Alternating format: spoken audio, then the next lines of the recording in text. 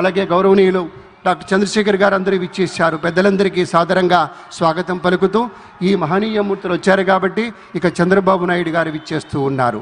వారి రావడంతోనే ఒకదాని వెంట ఒకటిగా మనకు ఇంతకుముందు మీకు మనవి చేసినట్టుగానే కార్యక్రమం అంతా విస్తారంగా, విపులంగా, చక్కగా, సంక్షిప్తంగా, హాయిగా వెళుతుంది. ఎందుకంటే రాజకీయ వినీల ఆకాశంలో ఒక మహాస్వప్నికుడు ఎవరైనా ఉన్నారా అంటే అది మన చంద్రబాబు నాయుడు గారు. అధ్యయనం, ఆలోచన, ఇవి రెండే కళ్ళు. జనహితం, ప్రజామతం, ఆయన నమ్మిన దేవుడి రూపం. ఆ విధంగా చంద్రబాబు నాయుడు గారు రాబోయే ఎన్నికల కోసం కాదు, రాబోయే తరాల కోసం కృషి చేస్తాడు. కాబట్టే నిజమైన నేతగా ఉంటాడు. మన పవర్ స్టార్ పవన్ కళ్యాణ్ గారు విచ్చేశారు. గట్టిగా మీ కరతాళ ధ్వనులతోటి స్వాగతం చెప్పండి. ఒక నిఖార్సైనటువంటి రాజకీయ నేతృత్వం ఎలా ఉంటుందో వారిని చూస్తుంటే తెలుస్తూ ఉంటుంది.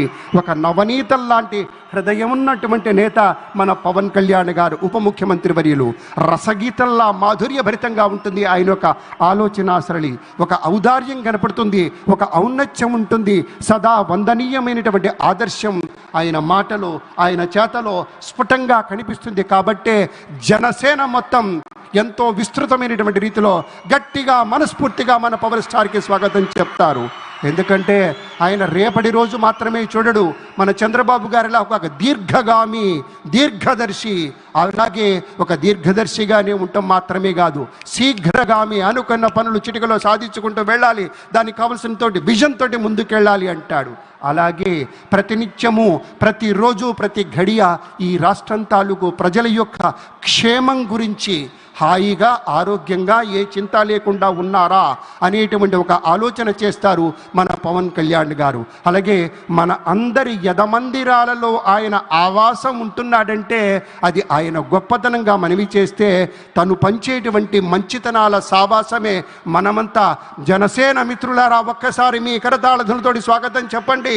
అర్ధాతీత మహోన్నత వ్యక్తిత్వానికి స్వాగతం అంటూ మన ప్రీతమ ఉప ముఖ్యమంత్రి వర్యులు శ్రీ పవన్ కళ్యాణ్ గారికి స్వాగతం. పెద్దలారా, మనిషి మనసు కలిస్తేనే ఒక మహోన్నతమైనటువంటి నగిషి నగల ధగాయమానంగా మెరిసేటువంటి రీతిలో నిరాడంబరత అనేటువంటి ఉనికిని నిశ్శబ్దమైనటువంటి విజయంగా మలుచుకుంటూ ముందుకెళ్ళినప్పుడే మనకి సాకారమయ్యేటువంటి దృష్టాంతాలు అనేకంగా మనవి చేస్తూ ఇప్పుడు మరికొంచెం సేపట్లో మన ముఖ్యమంత్రి గారు అలాగే అనుసరించి ప్రధాని గారు విచ్చేస్తారు.